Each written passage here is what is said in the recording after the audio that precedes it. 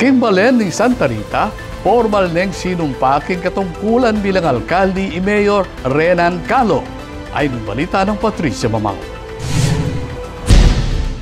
Formal neng sinumpaking katungkulan i Mayor Renan Calo bilang bayong alkalde ning Balening Santa Rita.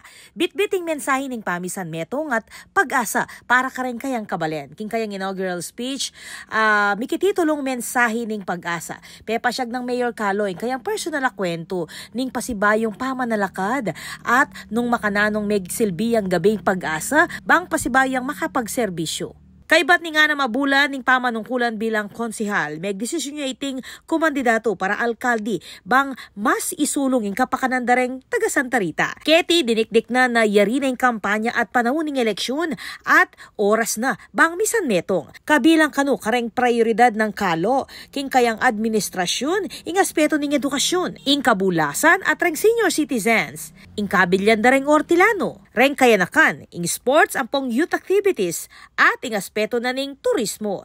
Pasalamat si Calo king kayang pamilya kareng tala suporta at kareng kabalen amen nalakaran manibat inyang magumpisaya ang ganang eni. King pamanari ning kayang diskurso kinulay JT kareng ega na gana na misan metong para king kasaplala ning Balen. Ako po, Patricia Mamangon para king News Force Pampanga. Balitang totoo king Balen, susuyo.